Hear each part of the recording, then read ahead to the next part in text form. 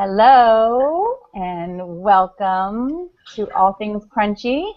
Another episode here of my podcast via Google Hangout. Today we are going to talk about digestion.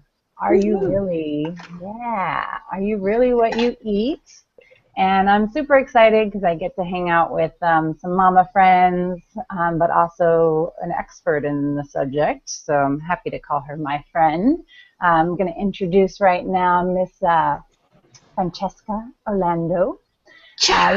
You got a bunch of letters behind your name there, which I can spell out for everybody. So Francesca Orlando, NTP, Nutritional Therapy Practitioner, and CGP, Certified GAPS Practitioner, and you're also board certified in holistic nutrition. So, my gosh, I couldn't get any better. Yeah, sister's got some action there behind her name. So lots of training. I love my books. I am a dork, and I am not ashamed of it. Nothing like a little bibliophile, right? Exactly. Thank you for having me. Oh gosh, thank you, Mama. I'm so glad that we're able to hang out. Like I was telling you, we need to hang out in person with some wine sometime soon. But this is exactly. There's actually wine in my Beatles cup. No. Perfect.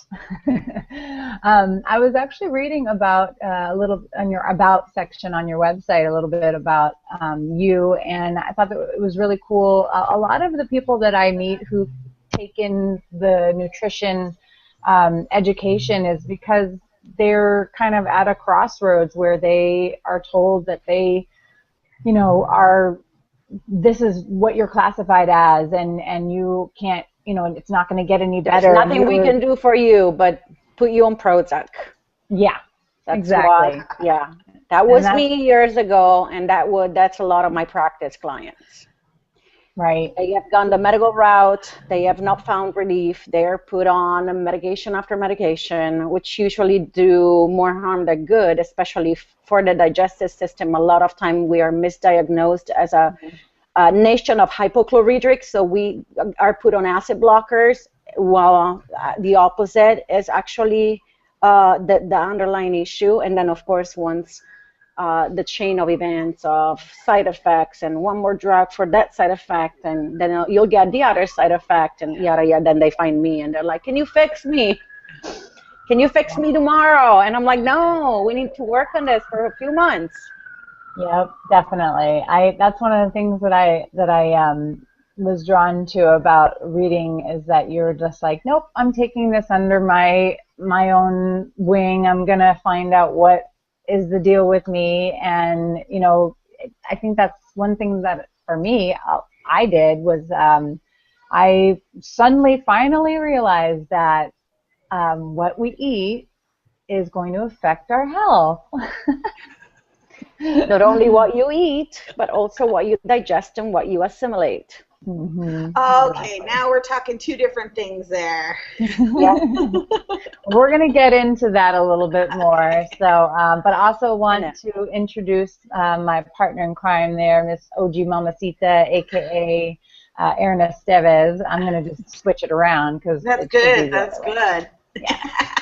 So, hey. So I represent the person who has no clue. So you can just call me Clueless, and I'll be asking all of the questions for us, the Clueless. I represent. Perfect. That's what we brought you on as. I need somebody clueless, and so. So I jumped at the opportunity to be clueless on air. Go. There we go. Well, both of our podcasts, mine, All Things Crunchy, and Erin's Mama Talks, are presented by Mama Tribe Network. So check us out on Mama Tribe Network as well as our own entities. And let's just get right into this, Francesca.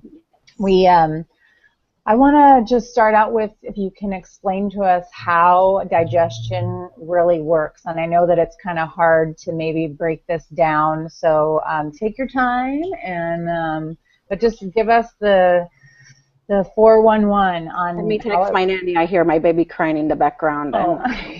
No problem. Yeah, so you're like, take your time, tell us, but can you make it short? Yeah, I'm like, why is he? Why are you trying to putting him down when it's not time to do? So, being the dork that I am, I just wanted people to see what the digestive system looks like, because every time and it has happened a couple of times that I'm at the Whole Foods and people are like, oh, I got this thing, let me get probiotic, or I got this thing, let me get digestive enzymes, but then they had absolutely no idea what the effect of those supplements was on the digestive tract. So this is a long tube that goes from our mouth all the way to the anus, the rectum. That's the digestive system. There are some accessory organs. So the long tube is, in the mouth, the esophagus, the small and large intestine. Then there's accessory organs, the liver and the pancreas, the gallbladder, and so on and so forth. They all work. Can you hear me? I can. Okay. They all work to break down, digest, assimilate, and then excrete the food that we put in our mouth. Okay, and that's why I was saying before, it's not just the food that we eat. We can eat the perfect diet. And I mean, I would have a whole podcast to talk about what the perfect diet looks like, if it even exists. But we could eat the perfectly wonderful grass-fed, organic, locally grown food. But if our digestive system is not properly breaking it down and assimilating, then that is doing us no good, Right. So one thing that was missing in that beautiful picture was probably the top priority of the digestive system, which is the brain. Digestion is set up in the brain as a chain of biochemical reactions and events and hormonal processes as we think, see, smell food. So if you've ever walked past a wonderful bakery and smell that delicious doughy pastry smell that comes out of a bakery, and then you found your mouth salivating, right? That's a biochemical process that the brain sets in, thinking that you are actually walking in and getting yourself a pastry.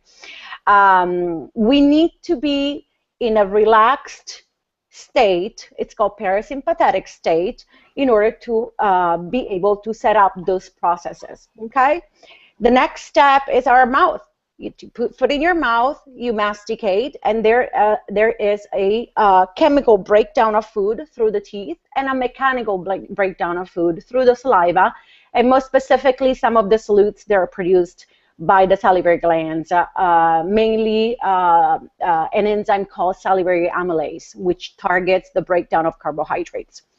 So ideally, we're chewing our food about 20 times. We want to drink our food and masticate our liquids, so that we swish liquids in our mouth before we swallow them, and we masticate our foods before we swallow it. And then when we do actually swallow, the food passes through the esophagus, the cardiac sphincter opens up, and the food enters the stomach. Okay, that food is called the bolus.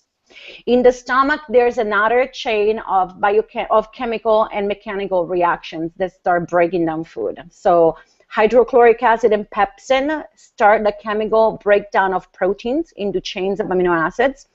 And then the stomach kind of swirls food around much as a washing machine would do. Mm-hmm. And that starts physically breaking down some food and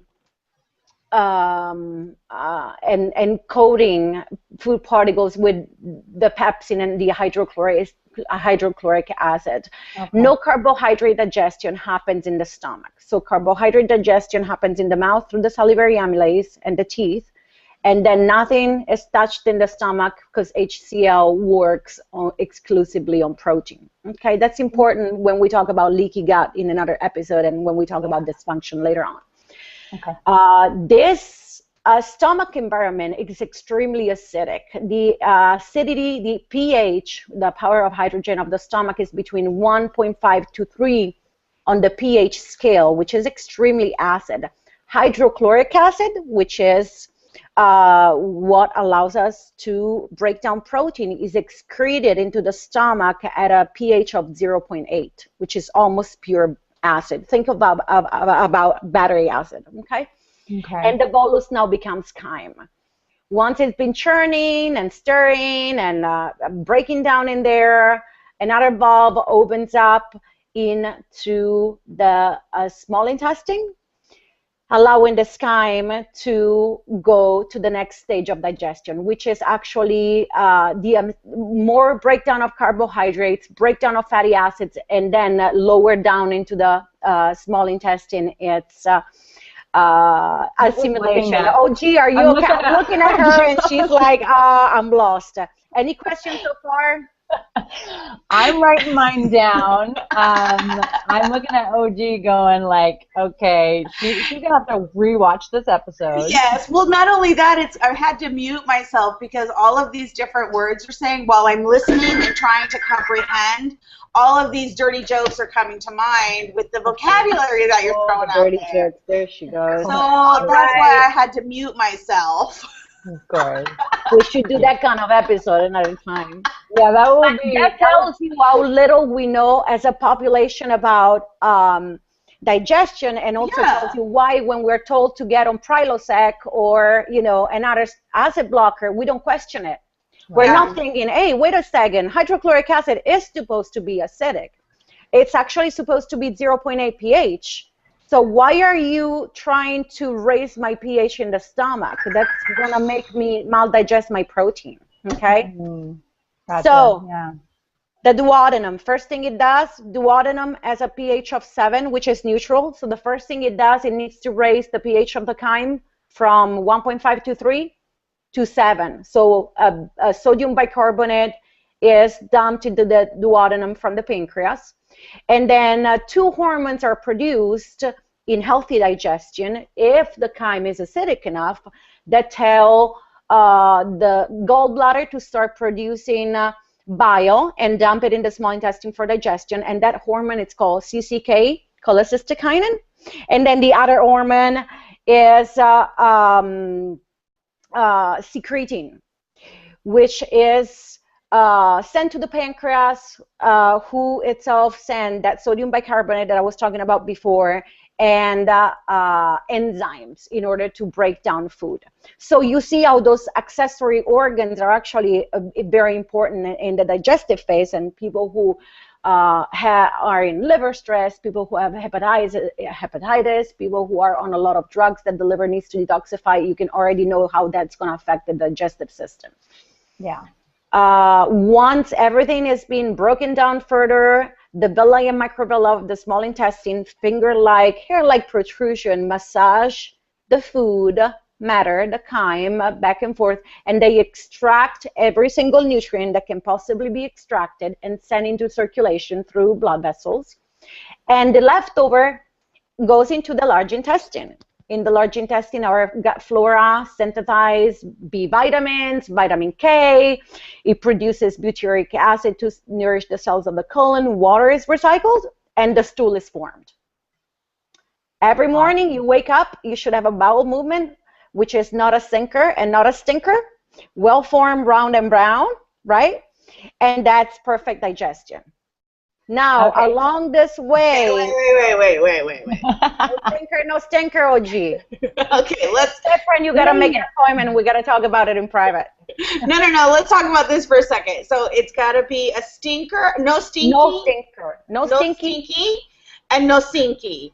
No stinky. Is it supposed to float? Well, let's say no floaties either. Like if it's floating, breaking down, it needs to be kind of halfway in the water. Okay, it's kind of nice brown color. Okay.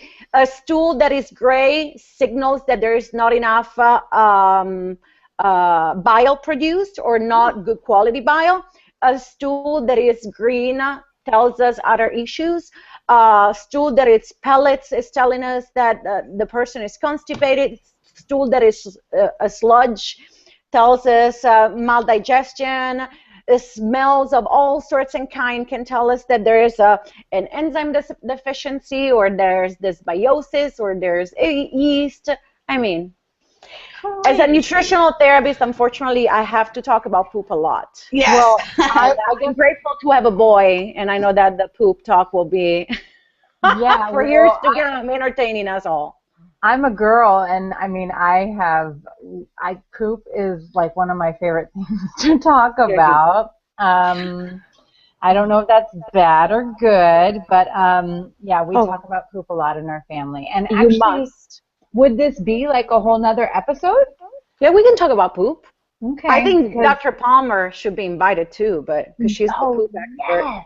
Yeah. Totally. Because that's one of the things that I think this is a question I wanted to ask down the line, but like, you know, does the way that your poop comes out, that really does tell us. That tells you a lot about digestion. Okay. Yeah. And also the quality of the foods that you eat. And I mean, really, is there people out there whose poop doesn't stink? Well, it needs to have an odor, but if you have to light a match, or if you have to spray something after you poop, or if you really have to put the fan on, or the vent, or open all the windows that go north and south so that enough current is created in the house and the stink, okay, that's not normal, okay? All right, because I grew up on the phrase. You have the different types of smells of poop and urine depending on enzyme deficiency. So I have somebody who's like, oh, my gas smells of sulfur. Okay, we got to talk about that. Or people who say, oh, yes, when I eat asparagus, that's actually genetic switch that causes that particular smell when you eat asparagus, and not everybody has that. Yeah, because I was just going to say, not everybody can smell that. That trips me out, yeah. Yeah. Okay, cool. Well, I'm going to put that down in my notes that we might have to do a show. Well, not that we might. I would love to do a show about poop. So we got to do a shitty show. I have my poop 101. So I got more pictures to show. Oh, yay! Pictures of shit, everybody! There you go. Hey, you know, when you're a mama, it's just not even that big of a deal, right? Right. No, absolutely. Absolutely. And I mean, I'm sorry, but I just this is my show, and I'm just going to be honest that I liked poop before I was a mom. At one point, I had a poop journal because I wanted to know if I need to have a poop journal. Let me see. I'm sorry. Let me see what my nan is doing. So it wasn't bad that I did have the poop journal and my you wrote shit down. Hey MJ, you wrote shit down. All righty, let's move on. Okay. The poop, what are we talking about? Oh, so yes. Talking about things that can go wrong now? Okay. Yes. Sure, right? Yeah. So any question on how digestion works? No, that was awesome. I mean, I tried to do it in the shortest amount of time possible. Now, things that can go wrong. At any point in the chain, or north to south, brain to anus, it's north to south process, there are things that can go wrong. And everything that happens north will have a cascade effect on the rest of the digestive system. Okay. So if you're not chewing your food, it doesn't only affect the fact that you may choke on it if you swallow it, and it's a big chunk, but it puts a burden on every other organ of digestion that further south will have to deal with that food that was not properly chewed. So let's take it from the top, the brain. If we're constantly stressed out, if we are sympathetically wired, so we are busy doing other things, we're working, we're driving, we're buying food out of a window, we're eating standing up, we're eating while at the computer, we're eating while talking on the phone, not taking the time to sit down, take a deep breath, and mindfully look at our food and take it in, we're already missing a bunch of biochemical processes that happen in the brain. Hi, buddy. Okay. Okay. So as a culture, we are sympathetically stressed. Okay. I know very few people, and probably zero mamas who take time to sit down and eat their lunch. Okay. Yeah. We usually eat toddlers' leftovers at the park, trying to scrounge crumbs off the floor under the high chair, trying to figure out is that an edible piece or not. Okay, so the first thing that happens is that the saliva is not appropriately produced. The stomach doesn't start producing acidity. I mean, all of those hormones that signal the other organs of digestion that food is coming are not optimally secreted. And so they do not target the organ, which will underproduce at best the type of solutes, the type of fluids that need to be happening in order for the food to be broken down. Okay. So teeth, again, we're not chewing enough. As I was telling you before, salivary amylase together with teeth chomping down is the first stage for breaking down carbohydrates. Okay. Have you noticed how the carbohydrates in this country are drinkable, are things that can be easily swallowed? Think about an hamburger bun. An hamburger bun, you can basically swallow it without using your teeth, right? Yeah. Yeah. And a lot of people actually do that. And that's very bad. So you're missing that step of the salivary amylase starting to break down the carbohydrates. When those hit the small intestine, remember they bypass, they do sit in the stomach, but HCl, hydrochloric acid, does not touch those. When it hits the intestine has to work much, much harder. And the pancreas amylase has to work much, much harder to break down that carbohydrate, okay? When that doesn't happen, then we have dysbiotic organisms that are fed, the food rots, the food smells, the food it becomes rancid, okay? Yeah. So that you definitely want to take time to chew your food. Stomach, we are a nation of hypochlorhydric. Actually, one medical doctor, Dr. Jonathan Wright, wrote an amazing book which has stood the test of time, even though it's 20 years old, and it's Why Stomach Acids Are Good for You. And he speculates, he has a clinic in Washington State, and he has a lab, Meridian Valley Lab, that it's one of the labs that I use in my practice, state-of-the-art lab, especially for what pertains the digestive system, lots of stool analysis, a lot of microbiology analysis and things like that. He thinks that about 95% of Americans are underproducing stomach acid, so they're actually hypochlorhydric.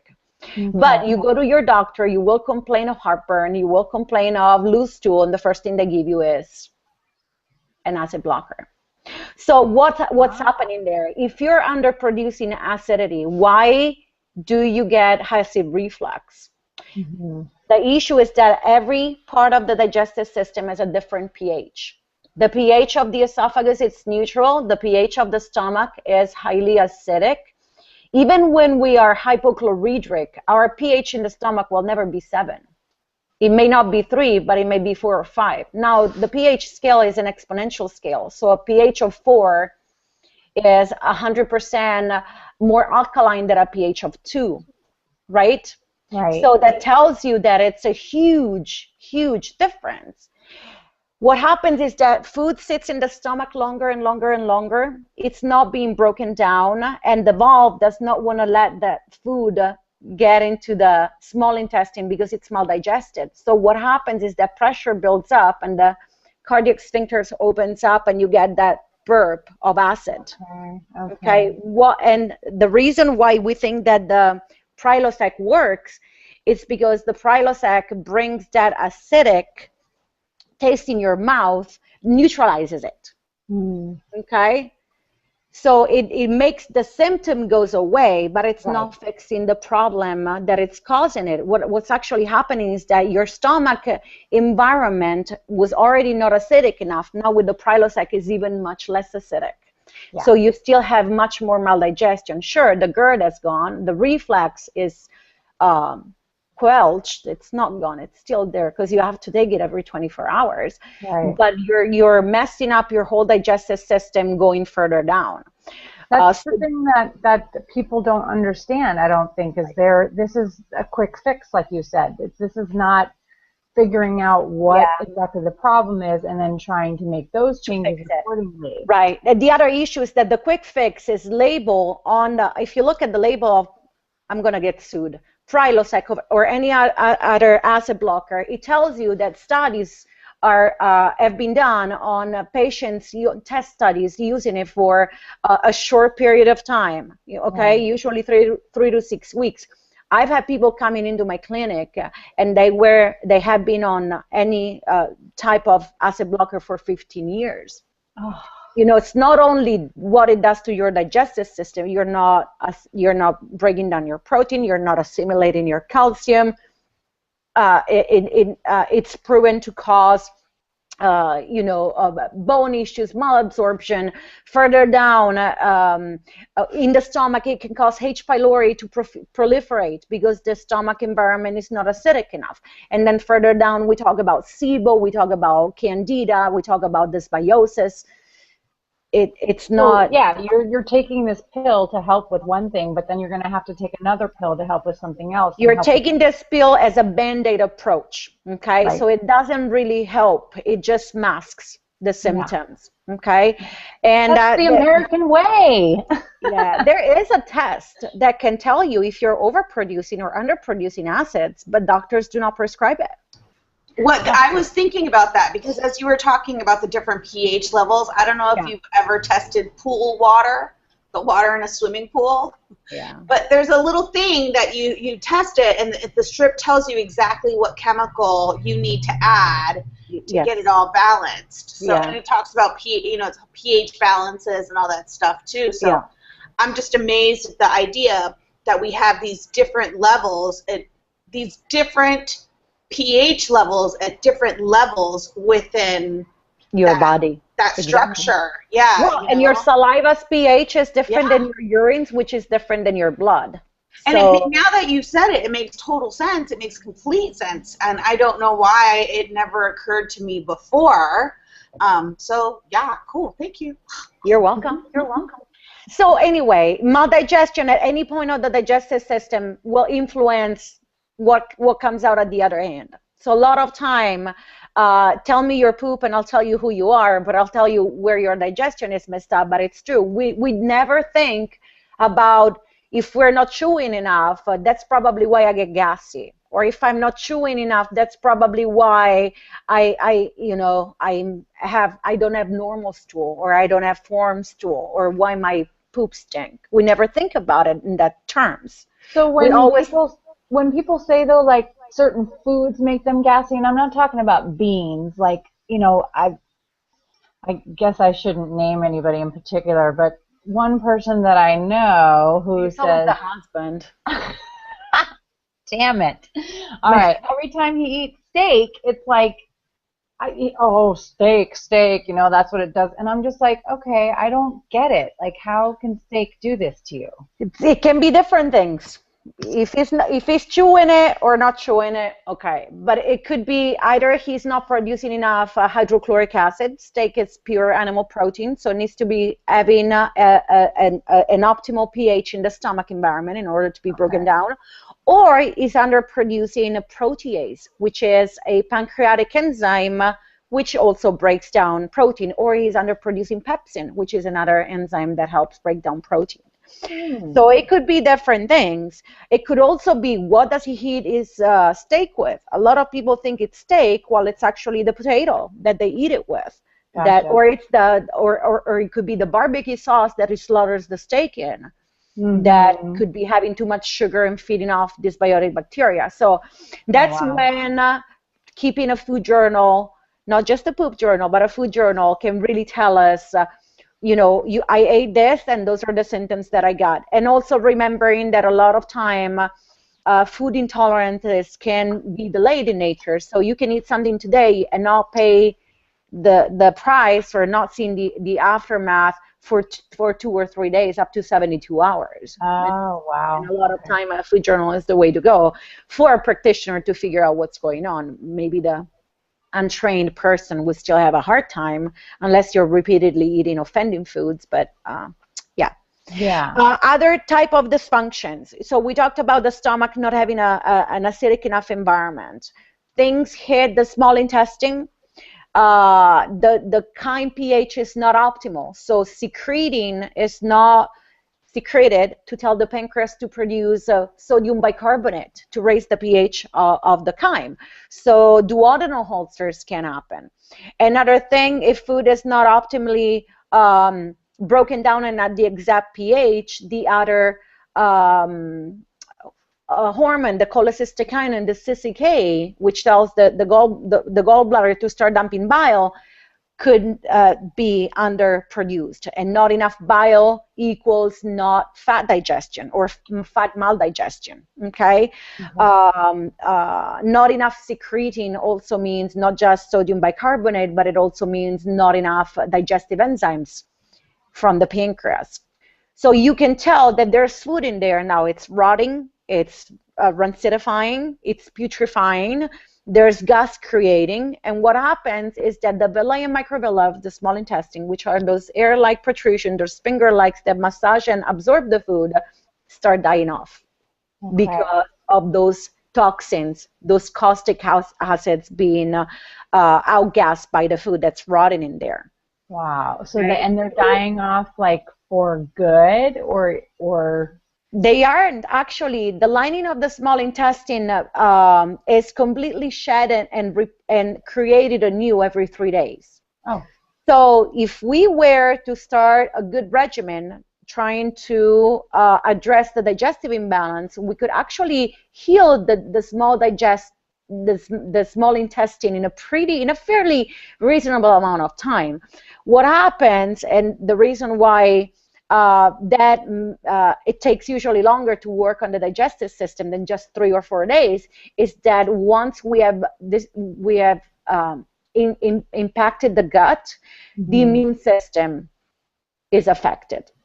Because 70 to 80% of our immune system resides in the small intestine, and in an area called the Peyer's patches.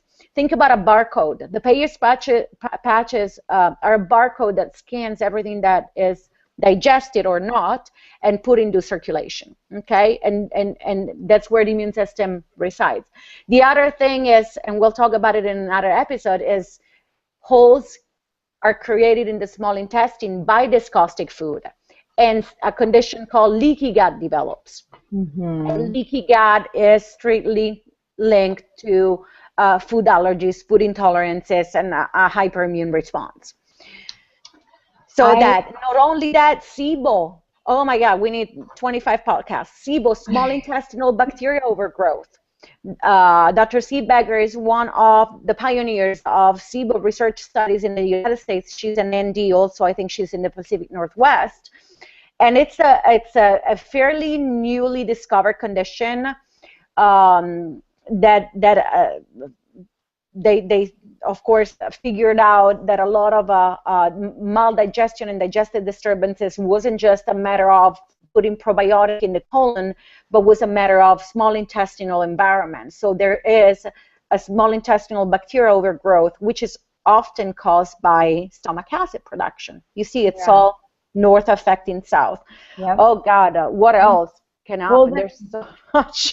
The immune system, if I can just interject really quick, that is so fascinating to me because I guess almost 2 years ago now, I started, really doing better with my eating, and I went on a pretty strict paleo diet and lost a ton of weight. And I mean, I really just found myself feeling so good, very healthy.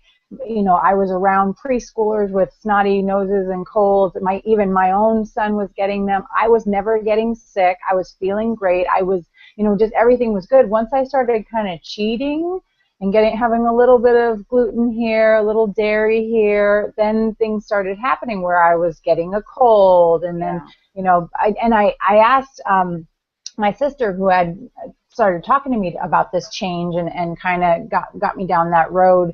And she said, well, yeah, I mean, if you're going to, put things in your system that are not going to react well, then it's going to lower your immune system, because your immune system's going to try and fight, whatever you're putting into your body. And so then that's going to be lowered. So then, of course, other things that are coming in that the immune system would normally fight would be, it wouldn't be at up to par, I guess, to say. But that's one explanation. The other, there's two sides of the coin. The other issue is that food allergies, small intestinal bacterial overgrowth, candida overgrowth, hypochlorhydria, all put a strain on the adrenal glands. Oh, okay. The adrenal glands being our fight or flight organs, and also organs of blood sugar metabolism modulation. One of the things that they start doing in times of inflammation is they hypersecrete cortisol. Mm-hmm. And cortisol in higher than normal amounts is an immune suppressant. Okay. Okay, so you're suppressing your immune system from fighting the colds because you're in a hypercortisol state.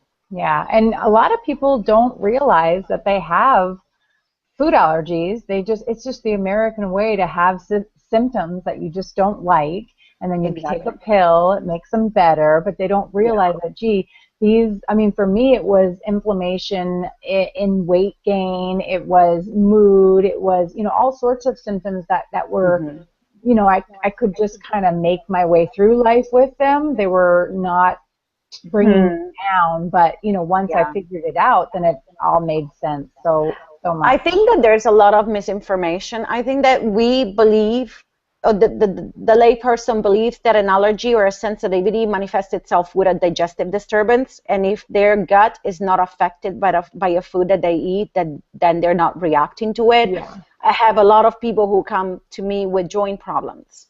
Mm-hmm. Or mood disorders, or stuffy nose, or congestion headaches, or migraines. And when I remove certain foods, they can't believe that it was the food that was causing the joints to hurt. Myself, if I eat any gluten the day after, I have trouble walking first thing in the morning because one of the side effects of me eating gluten is stiff joints. Okay. And if I tell somebody that, they'll look at me like I'm crazy, and I'm like, no, if you're allergic to gluten, and you can be intolerant without being allergic, but anyway, that's another thing. You should have tummy upset, and I'm like, no, actually not. You can have all sorts of autoimmune reactions, your body attacking itself if you're eating something that's not good. It's like people who think that milk is always mucus producing. No, you can be reacting to milk without having an overproduction of mucus. So those are all myths. Maybe we should do a Mythbusters. Yeah. Like I squeezed myself into all the podcasts. Definitely. I'm writing these down because I'm setting us up for the slew of episodes that you and I are going to do together. Very cool. I know that everybody doesn't have a ton of time, but do you have a few more minutes for a few questions that we had? Yeah, I have 40% battery. We're not finished with digestion, but if somebody has questions, they can email me. Well, I don't want to interrupt, so yeah, definitely, if you want to finish up, and then I can keep going, whatever you want to do. 3 things. Gallbladder. If we eat poor quality fats, or if we eat a low-fat diet, we're not going to have enough bile production in order to emulsify those fats. And that causes liver congestion. It causes maldigestion, fat maldigestion. A lot of people were constipated. A lot of time there's not enough bile or not enough fluid bile in the system, because bile is one of the things that help the bowels move. It's actually the river that carries the toxins out of the body. That's why liver congestion. And then in the colon, all of that putrefying, rancidifying, yada yada matter that it's being maldigested, once it hits the colon, it will putrefy further. The probiotic bacteria, and you mamas were microbirth, you know how those 5-6 pounds of bacteria are important. They start dying off because the fecal matter, the undigested, maldigested fecal matter, is toxic to them. And so that's when all things like IBS and IBD, inflammatory bowel disease, and colitis and Crohn's disease and ulcerative colitis, diverticulitis, all those inflammatory diseases of the bowel will happen. And you see, we're talking about, hey, we didn't chew our food, or we're talking about you're taking Prilosec, and all of those symptoms are coming south. And then, of course, you'll have, diarrhea, constipation, gas, and all of those other issues.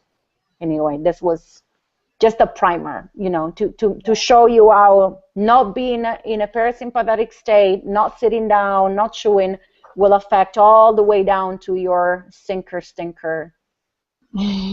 So can you go into just a little bit of more detail about this parasympathetic state? How do we get into that state? Well, it's something that your autonomic nervous system does automatically. When you sit down, you take time to breathe. Think about what you're doing, being mindful, being in the moment. Some people say grace for the foods that they're about to eat. I thank my farmers and I thank the animals that were sacrificed to nourish me and my family. Whatever it is, I take a deep breath, I sit down, and we have a nice conversation. The TV is off. There's no arguments on the table. I am not working. Usually if I'm working, I won't eat until after I have a break. Okay. And just making time to eat. We live in a fast-paced world, and eating can be considered most often than not as a nuisance. It actually isn't, so anyone can find 10 minutes to eat your food. It doesn't have to be a 5-course meal, but whatever you're eating, you need to be present, you need to be enjoying it. We do become the food that we ate, so I want my food to have been raised humanely and with love by my farmers, and then I want to cook it with love. I won't throw anything in the microwave. We don't own a microwave, and that's probably for another podcast. But whatever I cook, I'm there, and I'm enjoying my glass of wine, and I'm enjoying good music or conversation, and then when I eat it, I do the same. That helps us switch from a state of alert, a state of sympathetic state, so fight or flight, or I gotta do this, I gotta do that, and the baby's crying, and the phone is ringing, into a state of, those are my 10, 15, 20 minutes. I nourish myself and I nourish my family, and I'm here present in the moment.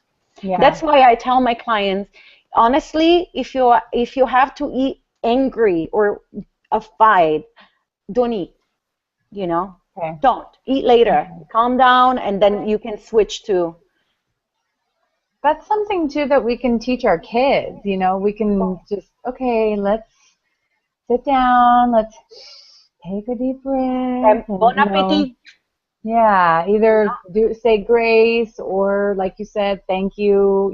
Thanks for the food. Thanks for Daddy for making the money to be able to get the food. I mean, we can do this as moms and just kind of take a different spin on it. So we also are living in a society in which, for most people, many people are lucky enough to take that for granted.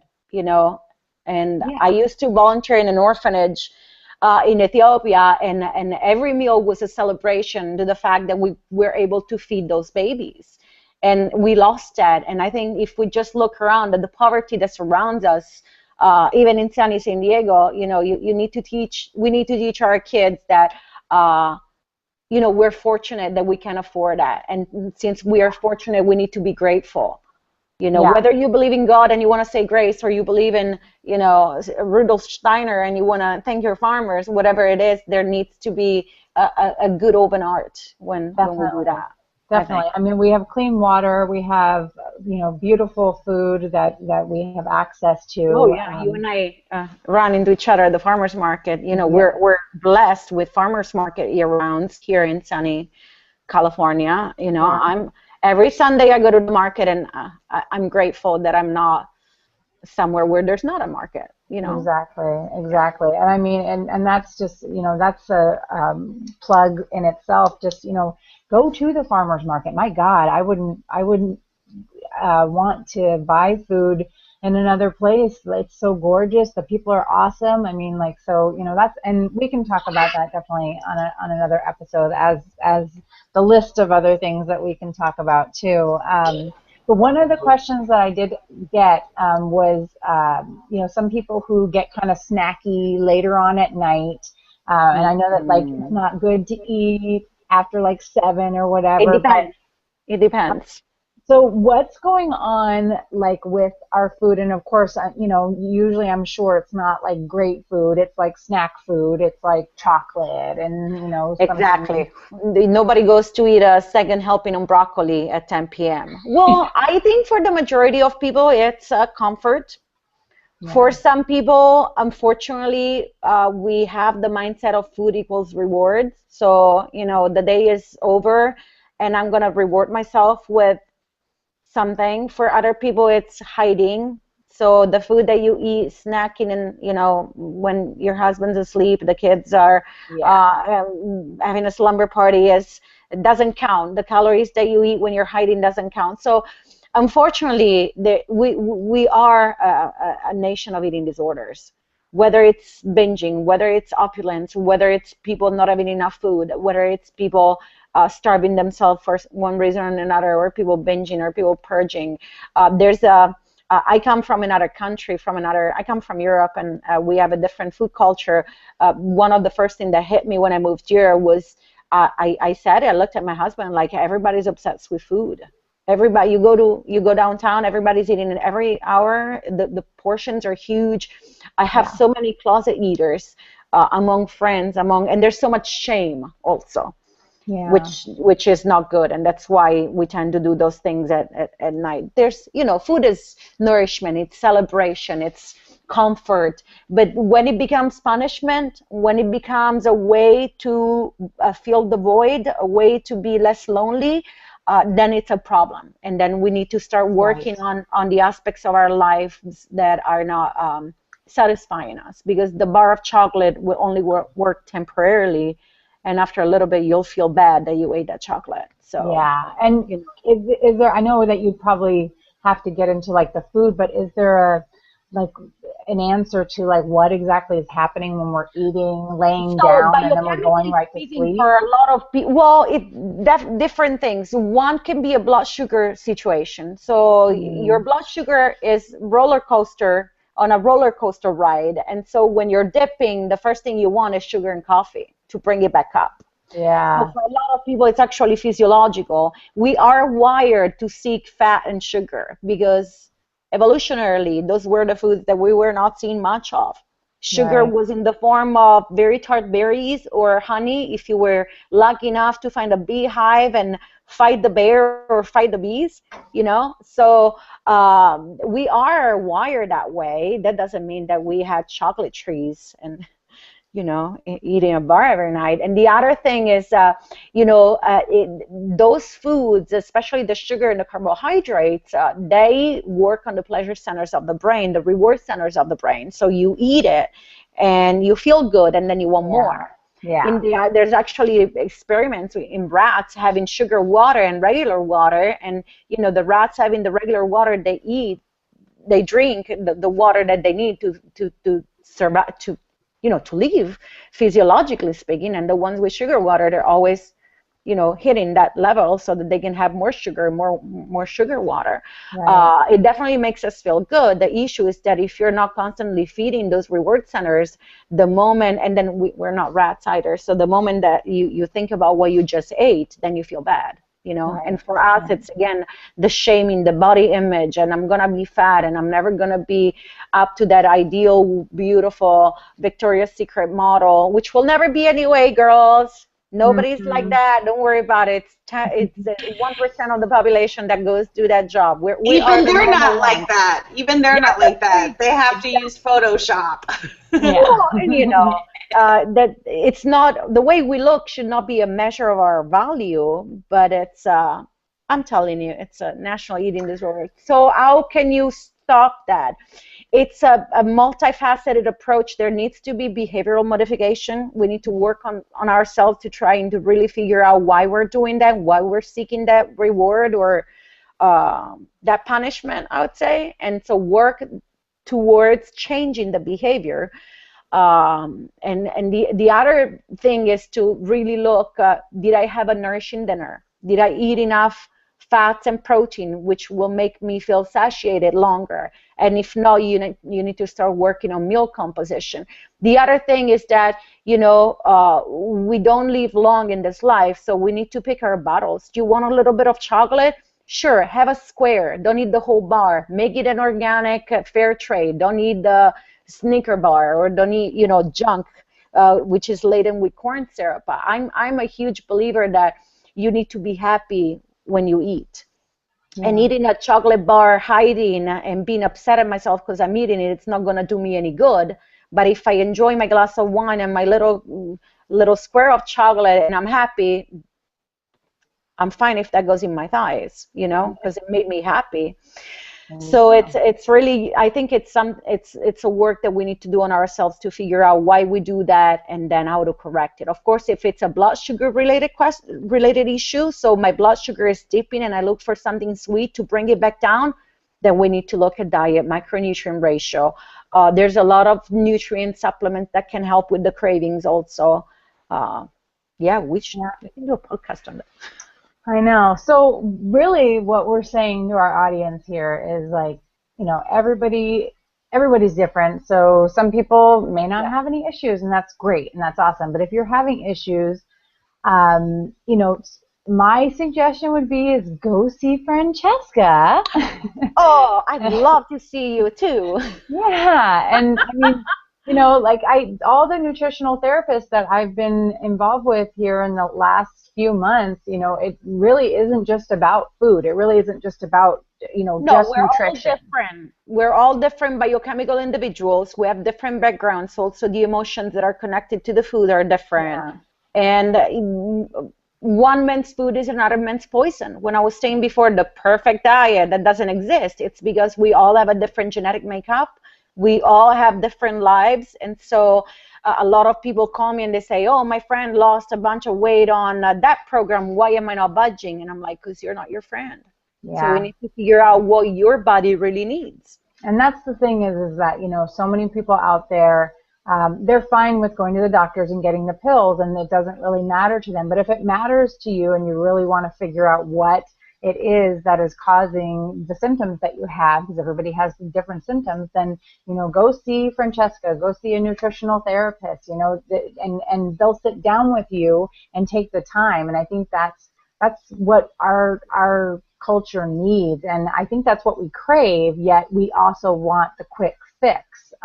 So, you know, but I found when I made the changes that I made, I mean, yeah, it wasn't overnight, but I felt so different in a month from the time that I started, you know, even 2 weeks. So, and I have to say that, you know, listening to you talk, Francesca, and, you know, all the words that I'm going to have to look up that I've written down here, but it does sound so much better coming from you and your beautiful accent.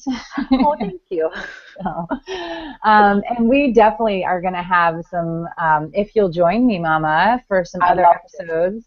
Yay. I think it's fun to hang out with you guys. Yeah, awesome. Well, I will share you also with OG Mamacita if she wants, but I know that, you know, we want to. I think we got some projects going. Hi, buddy.